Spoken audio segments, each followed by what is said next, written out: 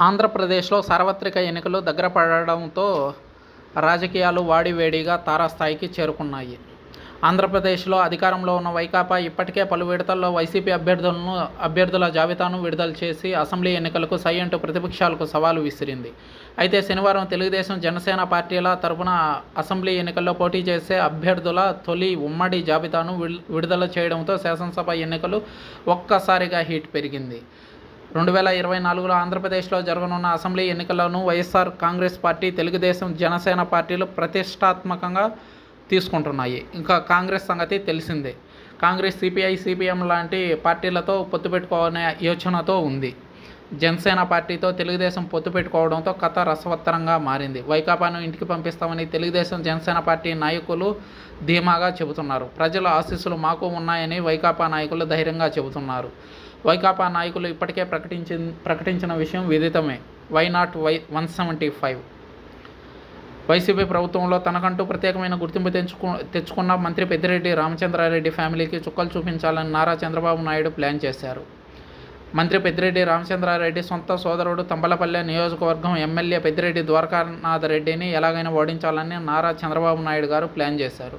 తంబలపల్లి మాజీ MLA TDP నాయకుడు శంకర్ను కాదని మరో నాయకుడికి ఎమ్మెల్యే సీటు కేటాయించడం హాట్ టాపిక్గా మారింది. తంబలపల్లె మాజీ ఎమ్మెల్యే లక్ష్మీదేవమ్మతో పాటు ఆమె కుమారుడు ప్రవీణ్ కుమార్ రెడ్డి కూడా టీడీపీ టికెట్ కోసం అనేక ప్రయత్నాలు చేశారు. మాజీ ఎమ్మెల్యే శంకర్ యాదవ్ వర్గం బీసీ కావడంతో తంబలపల్లిలో ఓ సామాజిక వర్గం ఓట్లు అధికంగా ఉండడంతో నారా చంద్రబాబు నాయుడు గారు, పవన్ కళ్యాణ్ గారు చివరి నిమిషంలో ఎమ్మెల్యే సీటు ఇచ్చే విషయంలో అన్ని వైపులా ఆలోచించి నిర్ణయం తీసుకున్నారు. ముళ్ళును ముళ్ళుతోనే తీయాలని తంబలపల్లిలో ఆ సామాజిక వర్గం ఓట్లు ఆ సామాజిక వర్గంతోనే చీలిపోయేలా ప్లాన్ చేశారు. చంద్రబాబు నాయుడు, పవన్ కళ్యాణ్ చివరి నిమిషంలో పెద్దిరెడ్డి ద్వారకానాథ్ రెడ్డి మీద పోటీకి అదే సామాజిక వర్గానికి చెందిన జయచంద్రారెడ్డిని రంగంలోకి దింపారు. తంబలపల్లె నియోజకవర్గంలో బలిజ రెడ్డి సామాజిక వర్గం ఓట్లు ఎక్కువగా ఉన్నాయి. తరువాత స్థానంలో బీసీ, మైనార్టీ, ఎస్సీ, ఎస్టీ ఓట్లు ఉన్నాయి. అయితే రెడ్డి సామాజిక వర్గం ఓట్లు చీలిపోవడానికి లోకల్, నాన్ లోకల్ ఫీలింగ్ వచ్చేలా దెబ్బ కొట్టాలని ప్లాన్ చేసిన చంద్రబాబు నాయుడు, పవన్ కళ్యాణ్ పెద్దిరెడ్డి ద్వారకానాథ్ రెడ్డి మీద పోటీకి జయచంద్రారెడ్డిని రంగంలోకి దింపారు. ఇటీవల అధికారం అడ్డుపెట్టుకుని వైసీపీ నాయకులు జయచంద్రారెడ్డిని అనేక ఇబ్బందులకు గురి చేశారు.